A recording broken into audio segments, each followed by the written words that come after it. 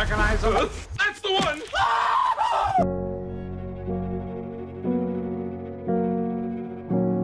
The list of contenders to the throne of the Nintendo Game Boy line held for over a decade is a long one. Alongside esteemed names like the N-Gage and Gizmondo, the Game.com, which I will just call Gamecom from now on to cover all my bases. Handheld is just one of the many failed bids at even putting a dent in Nintendo's dominance, and it's one of the most interesting examples of all as well.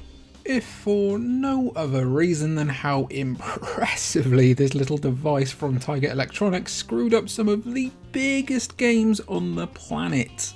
The Gamecom did have some innovative flourishes though, including being an early adopter of the stylus pen way before the DS, as well as being the first handheld to let you connect to the internet. It's just that these features were greatly outpaced by, well, everything else about the Gamecom. The only thing possibly worse than the Gamecom handheld was the other major effort by Tiger, known as the R-Zone. Frankly, the less that's said about the R-Zone, the better. The R stands for really bad. Don't look that up.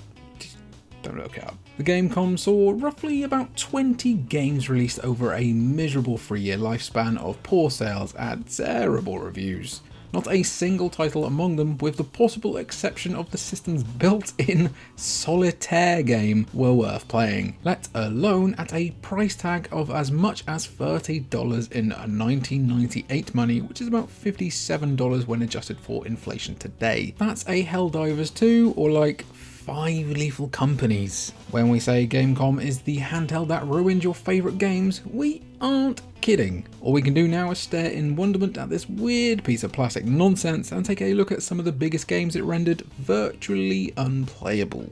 We can also be thankful that the system died before it could adapt Castlevania Symphony of the Night, Command & Conquer Red Alert, or Metal Gear Solid. But as a pretty big Metal Gear Solid fan, I would have liked to see just how bad that got. To celebrate April Fools Day, remember to pinch punch your loved ones today. There's few better things to look at than a handheld that really just feels like one big joke. Let's start with the one game perhaps most synonymous with this whole ass piece of junk. Resident Evil 2 saw a number of ports from the original PS1 release, and easily the worst of them all is this 2.5D abomination that made its wretched way over to the Gamecom console in 1998. While the game's graphics are relatively impressive at times, key word here guys, relatively, the overall presentation is jarring and becomes visually just not nice to behold before long at all. That does indeed suck, but at least you'll be able to take a break from the game's migraine-inducing screen to scream at some of the most frustrating controls ever created for a video game system.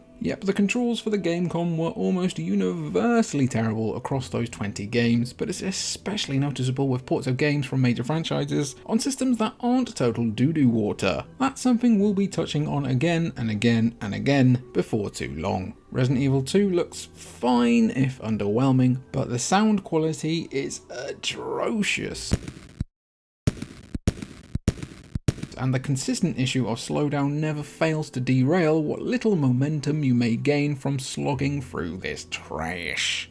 Interesting bit of trivia though, Resident Evil 2 for the Gamecom is the only commercially released Gamecom title that had a save feature, which came in the form of the series' famous typewriter ribbons. How's about that for some motivation in case you feel compelled to hate yourself enough to play Resident Evil 2 to completion on one of the worst handhelds ever made. Ribbons guys, ribbons. And somehow it just gets worse from here. Why couldn't this have been the Duke Nukem game that disappeared into a void for like 15 years? Part of us admires the ambition of trying to adapt a first-person shooter like Duke Nukem 3 for something with the technical limitations of the Gamecom. However, that still doesn't forgive how dismal the experience of actually playing Duke Nukem 3D on the Gamecom actually is.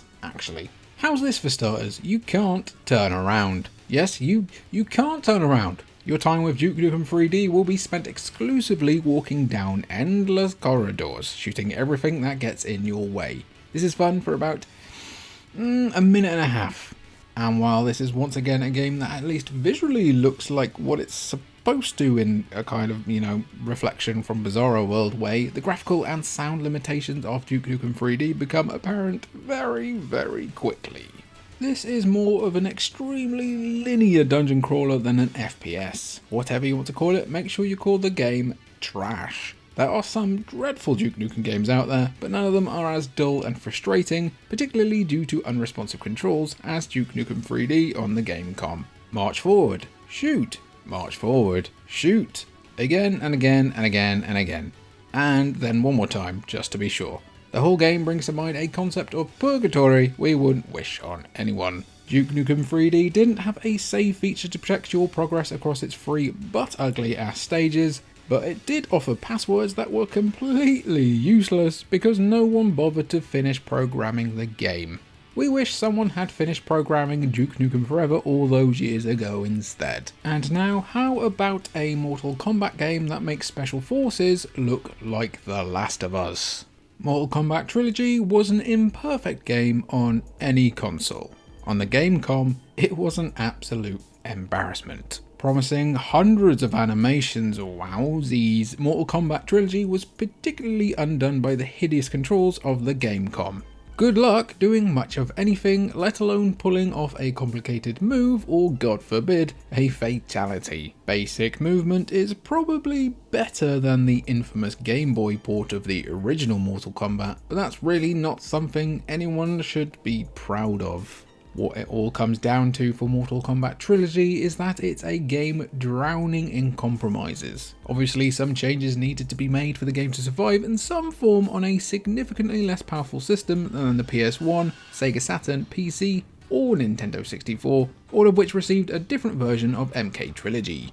You accept the compromises to a point, but so much was slashed from this game to make it fit on the cursed handheld. The animations are at best ugly, the moveset is extremely limited, and the sound and music are effectively non-existent. The trade-offs for playing Mortal Kombat Trilogy on the go at a whopping 4 frames per second are just too insurmountable.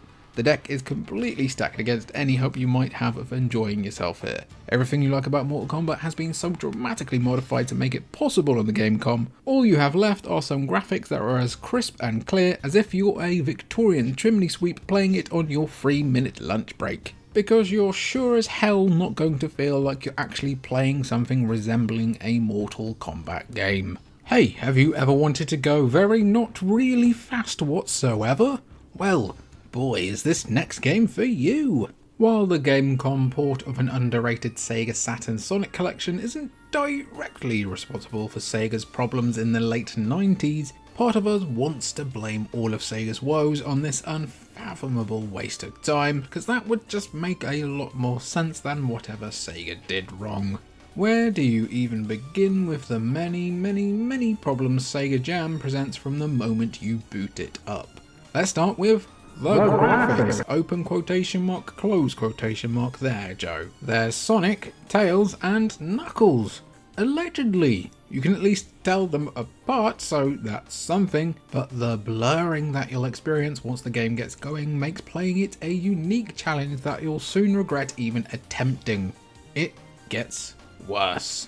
Lazy is a word we rarely use to describe something as intense as designing and developing a video game.